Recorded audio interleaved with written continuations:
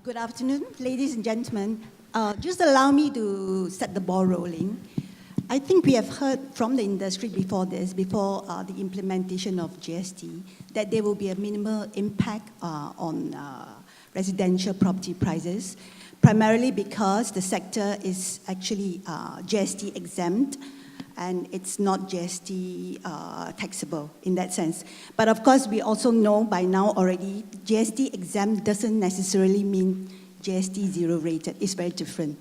In fact, the feeling from the industry, from REHDA especially, is that the cost of putting up a residential property up there in the market under the new GST environment is that the cost will probably go up anything between 2.5 to 3.5%.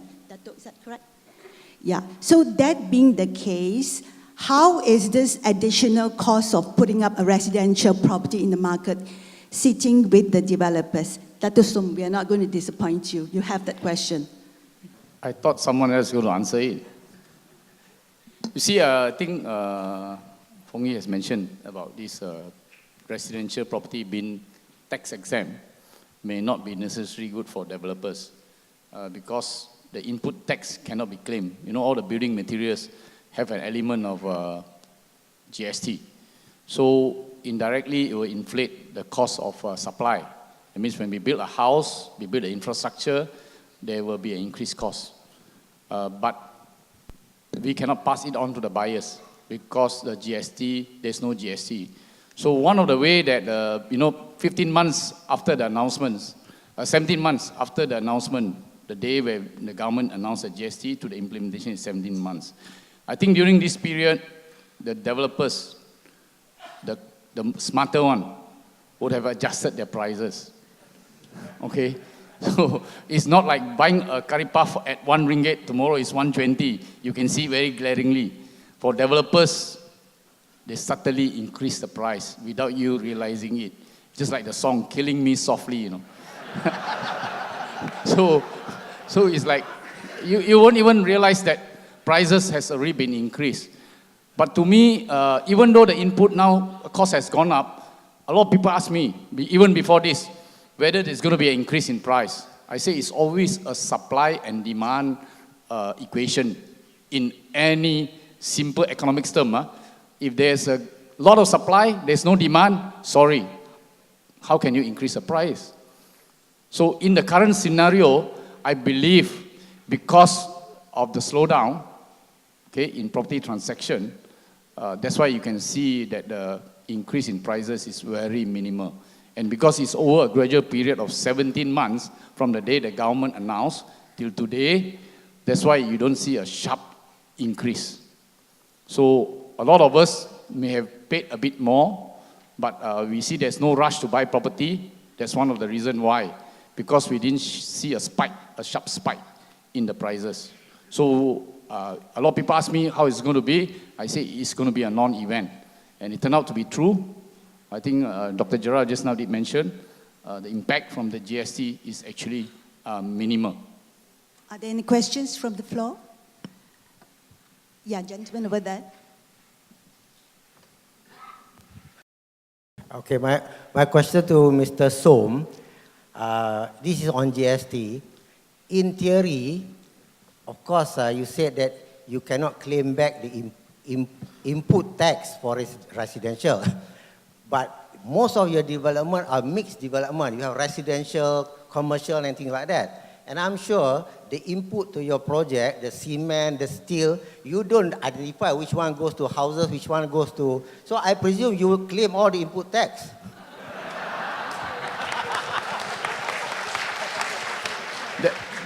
That's the reason why I show you the last slide. Sungai Buloh is waiting for you.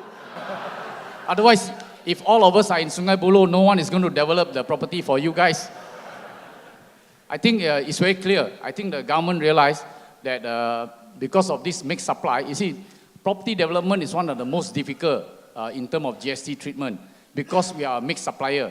A lot of them are just in one sector. Either you are GST exempt or you are standard rated supplier. For us, we are mixed supplier because we are doing residential and also commercial and industrial.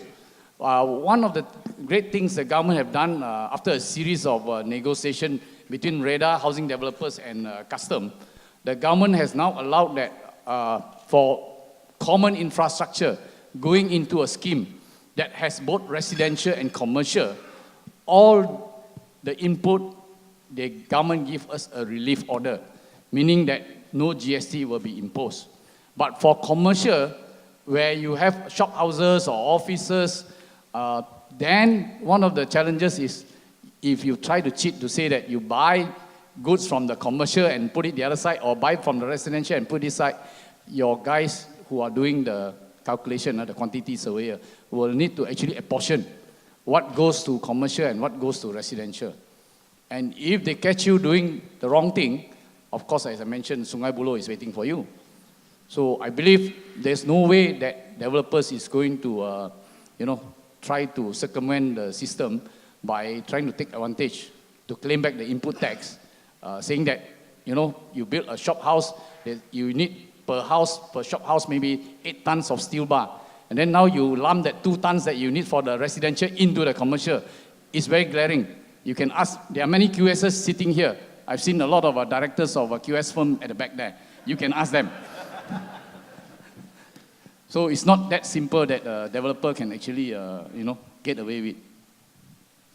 Hi, my name is Kian. My question actually is to Sarena and Datuk Soam. I do understand, probably you can enlighten me, because when I go through the Act, there seems to be no law compelling the purchaser to pay GST on time, which, i.e. to say that the penalty that Datuk Soam showed us, that actually the burden lies into the tax agent, which is the developer. So I'm just drawing a scenario. For example, the developer sent out a progress billing, 100,000, and the developer somehow have to file in the tax input on the subsequent month. And what happened if the purchaser did not pay the GST on time? What would be the impact to the developer? Thank you. Maybe I do the answering to be a bit fair.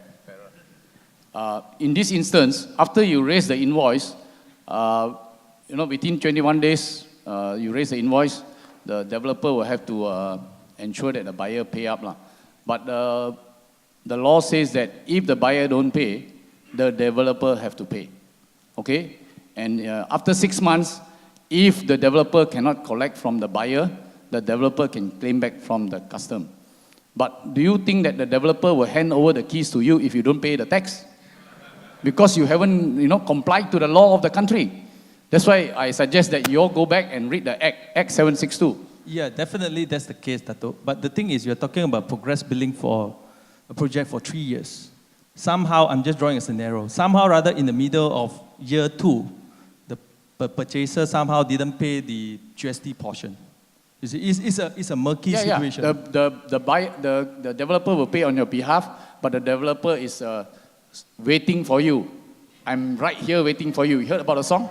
At the end of the day, before you take the key, I'm right here waiting for you. I think these are also still grey, but I think where, of course, there are some which are cash buyers and those we are under financing, and there is also the bank perspective down there where they would also be a checker there. Of course, if we don't pay, we typically need to bill to be able to even claim our input tax. So for developer, it makes sense for us to actually drive for revenue because we can't claim input tax as well. And it's just that grey area, yes. I think there's still one more clarification I will give you. This is a question that we are still deliberating and discussing with the financial institution. In Singapore, financial institution will not let the loan be drawn down or the stage payment to be drawn down if the GST portion is not paid. So if the developer also don't pay the GST, of course the developer is in contravention of the Act. But at the end of the day, if no GST is paid, the drawdown is not there, so you have not actually paid up the payment. So definitely the transaction is not completed based on the CP of the sales and purchase agreement. So that's why going forward, maybe my advice is that developers, the way the developers do business will change. Okay, and because commercial properties is not governed by the standard sales and purchase agreement, it's always based on a willing buyer, willing seller type of agreement. So agreement will be changed. because a lot of developers are still learning the process, you know, of how best to address this. Maybe later on I will just tell you about freebies given by developers in the house, things like free aircon, free fridge, free whatever. Yeah, Dato', I think it's not so much about stark difference whether people refuse to pay.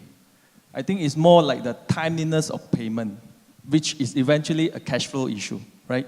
So example, because what I realize now is burden lies to the tax agent.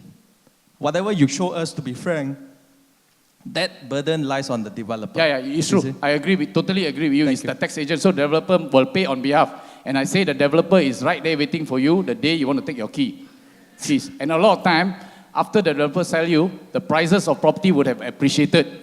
You wouldn't mind. Especially you buy a shop, it has gone up. So the developer say, you don't want to pay, never mind, I take back the shop. Okay. In other words, there's no escape, ladies and gentlemen. Gerard, Reapfield is one of the biggest realtors in town. Maybe you can share with us what's the feeling, the feedback that you've gotten from your agents before GST, and also maybe in the last 1 month. Right. I guess the feedback has been, I think the uncertainty as to what's happening has been more the challenge. But as you see from the transactions, and that really at the end of the day, there was not really very much impact on the transaction itself. I think from the consumer side of things, the consumers are very, very well informed what a possible impact would be. But really at this point of time, I think like what Dato' was saying, it became a non-event. I mean, it's come, it's gone. Actually, we're in it already, so not so much of an issue. I think it's more the business side of things that we're trying to figure out the GST, but more from the agents on the ground with the customers, the buyers and sellers, and that. I think they've already sorted out that sentiment issue last year. They're really well prepared for it. I think one good thing or not that the market has been accustomed to is price increases over the last 5 years, 8 years or so in Malaysia. So I think we are already accustomed to price increase. So it is not a matter whether I'm going to buy or not because of price increase. It's more an issue about can I even get a loan to buy in the first place. So I think that's a secondary matter.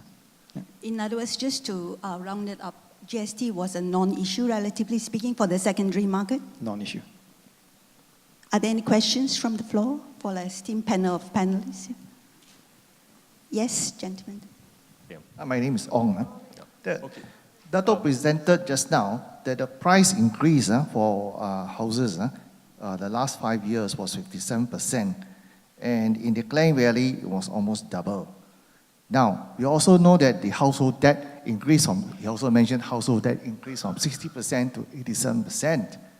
Now, from Previn's presentation, the house component of household debt was only 45% compared to the average worldwide of 70%. So now the question is, if the prices have been going up for all the properties, that means in other words, definitely the loan amount will go up. Definitely the debt will increase. So the question now to the doctor is, why the market is so fussy about the household debt? There's nothing, no issue at all from what we see. It's a natural progression that this sort of expenses goes to a property and it is an asset. It is an investment. It is not something to be spent on luxurious item that goes to waste. So maybe you all need to clarify to the public what's the whole fuss about the household debt increasing, which I don't understand. I think the household debt increasing is not so much a drama from my perspective. I think it's more about is there a continuous consumption that is healthy or not? Because in an economy that we are in, we need to have healthy consumption. If we don't have a healthy consumption, then we've got a problem as well. And I think it was one of the speakers who also spoke about it. Price increasing is actually a healthy thing to have. I think it was Sarena you mentioned. Increasing pricing is a healthy thing to have. Increasing pricing and price increasing over the value of a property, like you said, sir, just now, is property is an investment. It is not a spending. It's not buying your iPhone 6 and then a year it becomes redundant. It is an investment. So pricing increase is a good thing. Income increase is a good thing. Consumption increase is a good thing. I think the question more now is now our debt getting into a place where it should not be, where people are relying too much on being indebted to the banks as a way to sustain and continue to sustain the way they live. I think that's more the question, whether it's become unhealthy spending or not. So I think a debt issue is not big a drama. It's how you look at it in comparison to what else are you spending. Actually, I think how I view debt, actually debts are good. Debts are created to actually multiply effect the economic activities, whether it be in corporate, personal and all. So if there is I think it's an indication to actually put us on guard to see that is 80 over high or not. The main thing is if what we really need is actually the economy to continue growing, and what will actually be the foundation of the growth. Private consumption, which means that the debts actually play a part. Of course, savings rates as well. Of course, then corporate consumptions and all. If you look at then corporate debt overall, it's also close to, it has improved dramatically from the 97 days or even 08. So they are at least, they are very more well balanced today. Then we look at the government debt, which is also important because they need to spur the infrastructural and economic projects to ensure we maintain our GDP growth. If our GDP growth is there, unemployment remains well, and interest rate being a very important part, do not move drastically, because I think ultimately the tipping thing about debt is that the moment I can't service interest. If I can service interest and I can still grow and enjoy the upside of capital appreciation, then it's actually relatively safe and good. So I think it is an indicator to keep us on check, but is it worrying? Then we have to segmentize. Out of the total 80% kind of thing, perhaps the ones that are overgeared, truly overgeared, maybe more than 130% or are in a different market segment. So those are where we have to be careful. I think majority who are more conservative, they are actually in line. So maybe just to elaborate on the household debt. Just now, I think there's only a figure shown. 40% is due to property. Where is the balance 40%? Actually, just to give you a breakdown, we actually engage Bank Negara regularly on this issue. And credit cards, double digit. It's anything from 13 to 16%. Personal loan, another 13 to 16%. And car loan is a whopping 19%. So if you look at all these 4 loans, property loan, credit card loan, personal loan, and a car loan, the other 3 are all depreciating. Only property is the one that's appreciating. So we keep telling Bank Negara, if you want to control, you should control the other 3, not this. And hopefully with the MRT completion by 2017, our young people do not need to buy a car to get to work. You know? young one. Young and old, young and old. Okay. Young and old. Actually, it's the other way around. The old need not buy a car. The young, they buy for Gaya, you know. So what we are saying is, you may not need a car because of the public transportation. Then you can address the issue of lesser car loan. Government need to tighten on credit cards, and also maybe not to allow bank to give out or financial institution to give out personal loan so easily. So then you will bring down the household debt. The other is actually, because we are measuring loan, household debt to GDP. The other is to increase our GDP, which the government and us, we need to increase our productivity to actually bring up our GDP. Then this ratio will come down. Okay, clarification. Basing on the housing loan approval, as presented earlier, there was no increase, plateau. But the number of applicants have increased actually, okay? A lot of rejections. Was also presented that houses below 200,000 actually depreciated, no buyers. What does that mean? Is it because that if the government were to encourage the more housing loan approval being obtained, the people will spend less on other luxury items because they have already got a commitment and they have to pay the loan. And therefore, they won't spend on their credit cards and so forth and so forth. It's because they now no need to be obliged to pay for the housing loan. They have the money to lavishly spend on other things.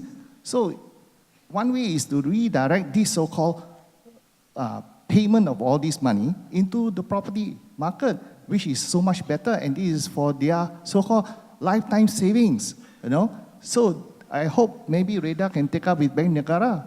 Thank you. Gentleman there. Okay. Just a very quick one. Now, just now, Dr. Gerard did flash up a slide pertaining to GDP per capita. Now, the perception that I think most of us have here is that the escalation of property price versus GDP per capita growth has been widening. So I suppose the question here is, has it reached a tipping point whereby affordability is an issue? That's the question. Thanks. Right. Maybe if I add a lighter element to it, if I could. So as Dato was saying about the ratio in terms of how much we're spending in terms of the car loans, the personal loans, and the credit card. So incidentally, when I came this morning, I have a car myself, obviously, but this morning I came here in taxi. Number one, I came here in a taxi because I know that possibly there will be a parking problem, one. Number two is that I realized that there's so many applications available in the market now that makes mobility so easy. Right? So the question now, so I had, then I came and I had, before I came here, incidentally, it was a discussion I had with my wife. One of my vice is that I love cars. So all of a sudden, I tell my wife this morning, I think I'll sell my car, right? She says, why would you want to do that?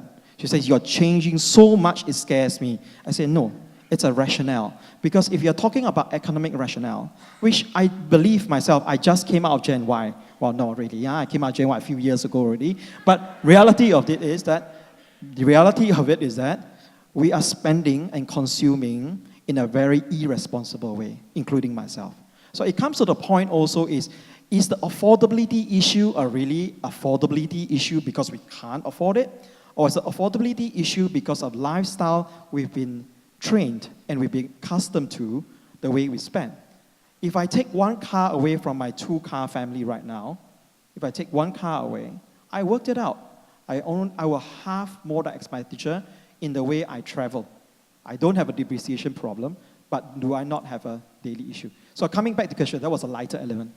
I think it is also time when we start to look at the way the youth consumes, and also it's a way of us guiding in terms of how we consume as well.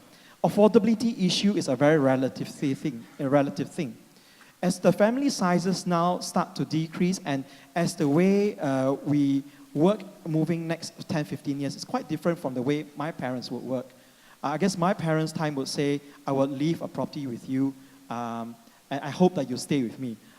I don't wish to stay with my parents. From day one, I could work, I got out, right? So they're left with a very big house, 2 people. Now, I don't now, moving forward, I don't move into a situation where I even think for my family anymore in terms of a big house. We're actually thinking of a smaller place. So the question now is maybe the way we've been told in terms of what property we need is no longer the type of property we really need. So the time that we spend a lot of time, this is a Saturday, and gentlemen, ladies and gentlemen, you're here on a Saturday. The question I have is how much time are we spending at home compared to what we were before? We're spending a lot of time, less time at home, especially for the Gen Y. We're spending a lot of time, less time at home. Do we really need such a big house? Do we need a premises that just is closer to work as much as we do? Are we buying because we want a big place, or we're buying because we need it or we want it? I'm not sure whether I'm answering the question, but I think affordability issue in terms of GDP per capita income, it will vary in terms of the spending patterns, but I think essentially it is also a problem in terms of the way we've been spending. If the government comes back and works on the other 40% and making sure that it's harder to get a car loan, right? You drop the 9 years loan now to only 4 years, 50% deposit, you could need to put car loan. All of a sudden, more disposable income for property perhaps as well, and all the other personal components. So I don't know whether I'm answering the question. Are there any other questions from the floor? Yes, gentleman over there.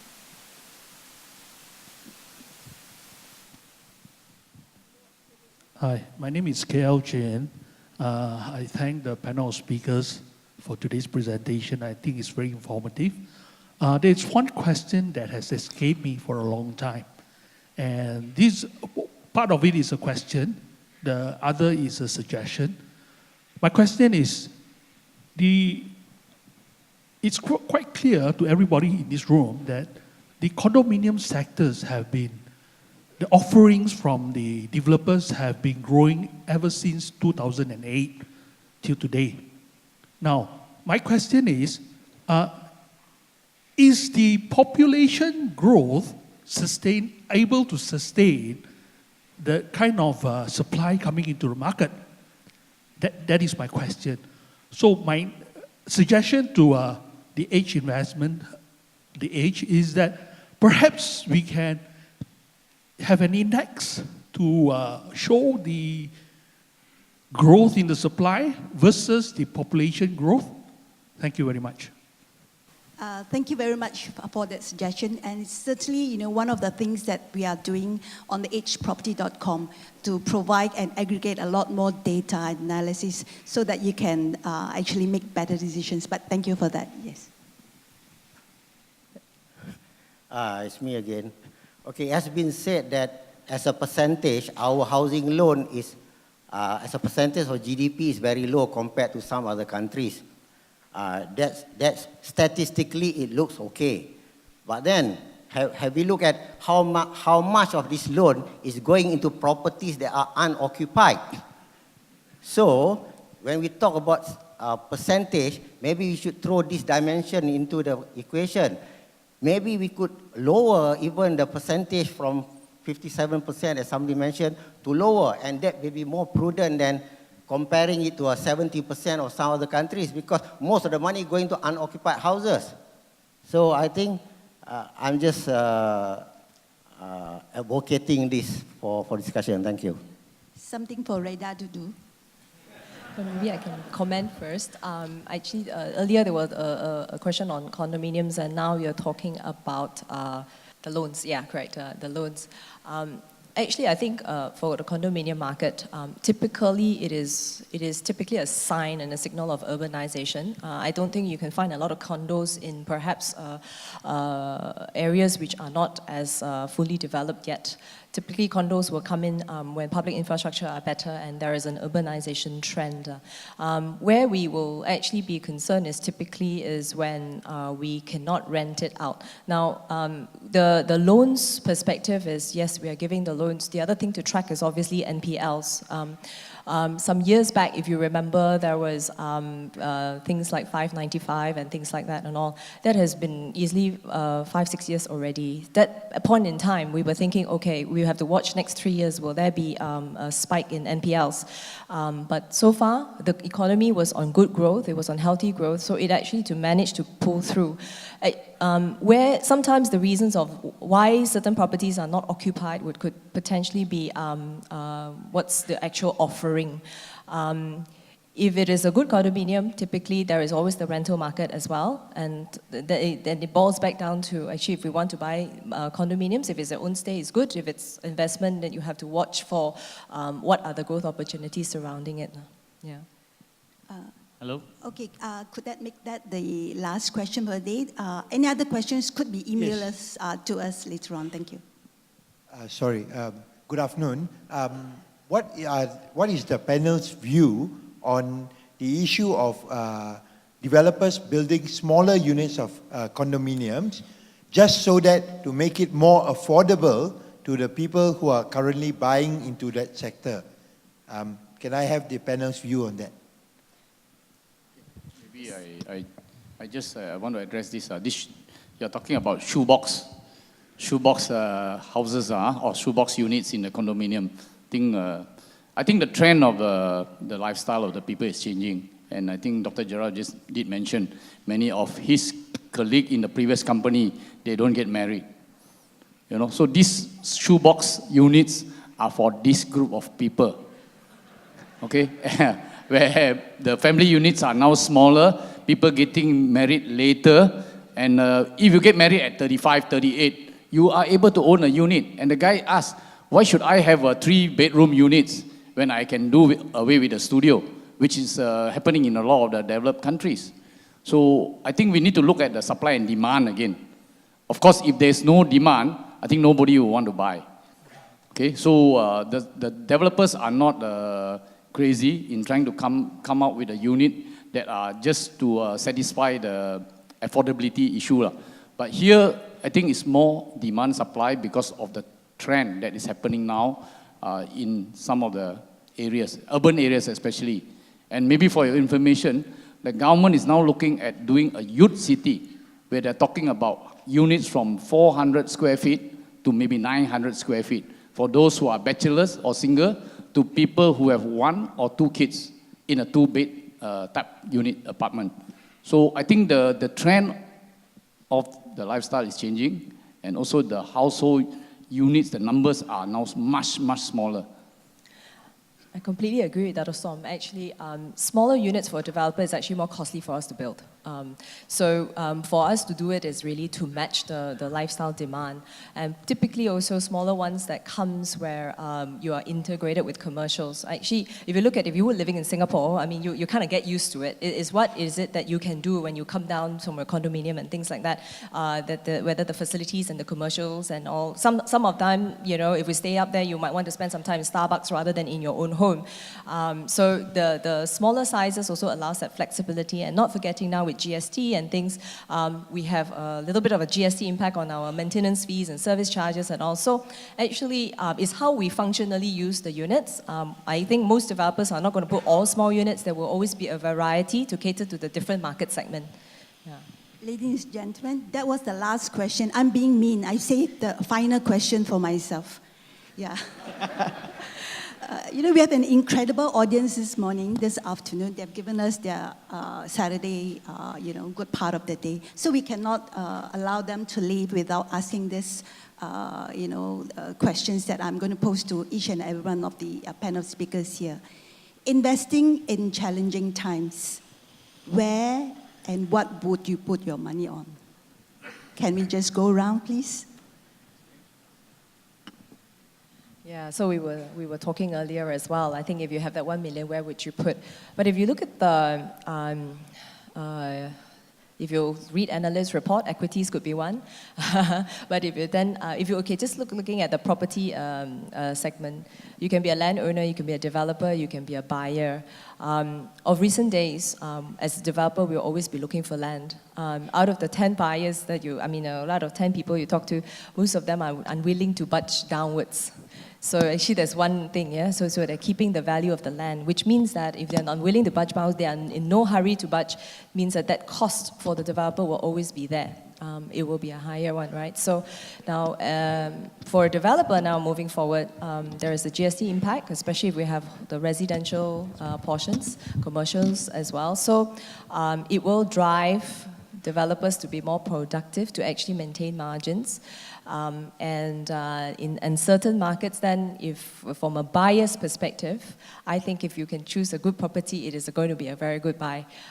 Good property where you can know that it is, there is capital appreciation that will come with that property as well as the surrounding. Because like it or not, in a good location with people moving in and urbanization, as long as, of course, if the economy dips or there's a drastic change, that's different.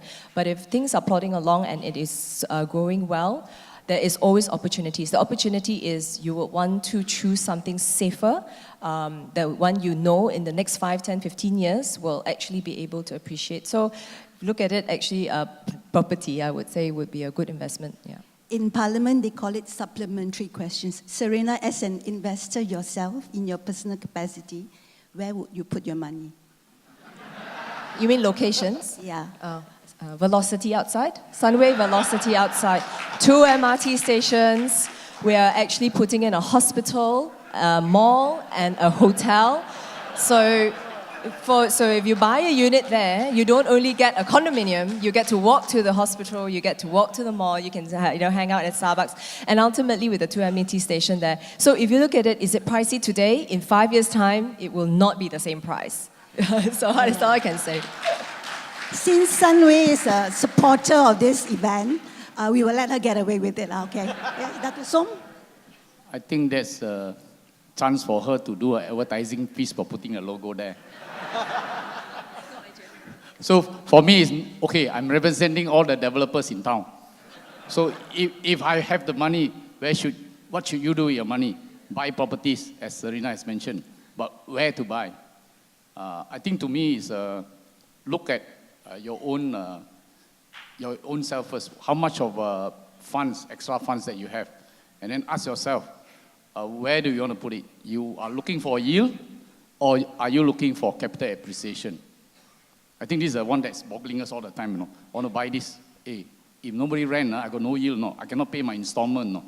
I cannot it can't help me to pay my installment. Then what am I going to do? On the other side, say, hey, maybe I buy. If I can flip very quickly, I can make money. So just now this morning, Praveen did mention. Okay, if you look at some of the secondary market in the Bangsa, Taman Tun, the rapid increase in prices, to me, it will continue. It will continue because the area is well sought after. And the second part is, apart from those already, fully built up, you should look at up and coming township. A growing township, a maturing township. I'm not asking you to dive in to go and buy greenfield. You should buy in maturing township where, it's not a ghost town where people are there are a lot of activities and all this. I mean, those are the areas, and I think I would say the Mr. Ho, both the Mr. Ho this morning mentioned, areas along LRT, or areas along MRT, areas along the new highways. I mean, anything that follows the infrastructure, there's always an opportunity. Okay, but don't go and buy in areas that's got forsaken place just because it's cheap, you go and buy. So that part actually causes problem to people like us in REHDA because projects get abandoned. And we are always being categorized as, taking advantage of buyers. I think always not the case. So please make a wise decision. Of course, I agree with Sarena. She got good property in good location. But don't forget, I'm also a developer also. And I'm also a contractor. So we're actually doing a lot of MRT and LRT projects now. So definitely along some of these lines. Please look at those locations as well. Thank you. One more, one for the road. Yes, Gerard. I think very, very simple to look at it. It's simple and complicated is trying to understand the environment that we're in. We have 1.2 million workforce that's coming into the workforce over the next 5 years, a similar number to the last few years. And when new people come into the workforce, 1.2 million of them, they're either going to be buying a certain type of property, and most likely they're going to be Gen Ys, or your millennials who are starting to come into the workplace as well.